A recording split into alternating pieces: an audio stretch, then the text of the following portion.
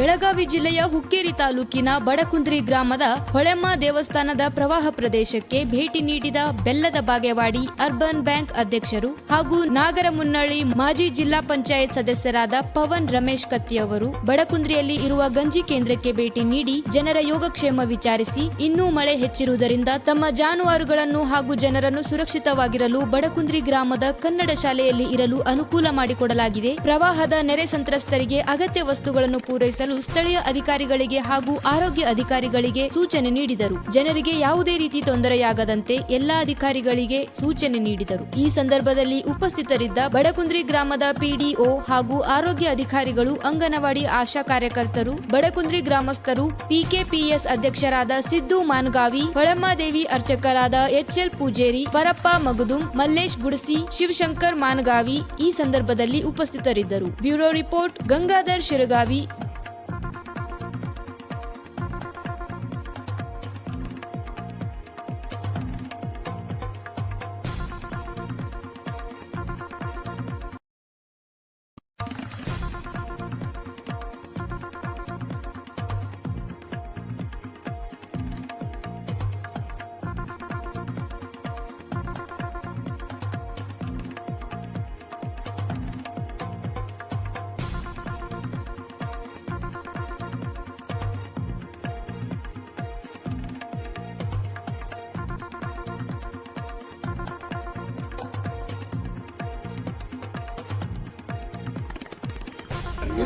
ಈಗ ದರ್ವಾಜೆಗಿಂತ ಹಿಂದೆ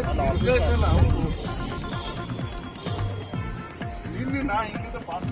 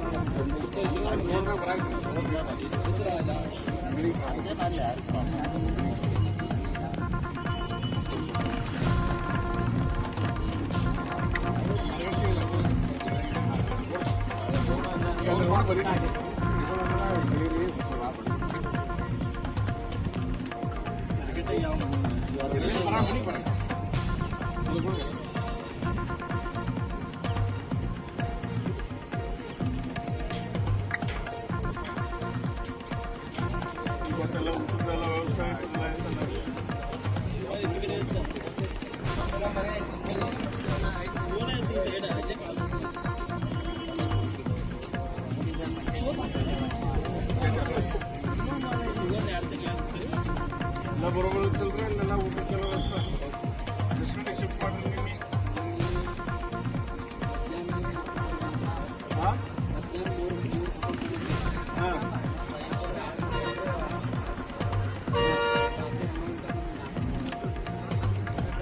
ಎಷ್ಟು ಜನ ಅದಾರ? 15 ಮಂದಿ ಊರ ಮಂದಿ ಇದ್ದವ್ರ ಅಲ್ಲಿ ಇರ್ತಾರೆ, ಬೆಳಿ ಇರ್ತಾವ್ರ ಅಲ್ಲಿ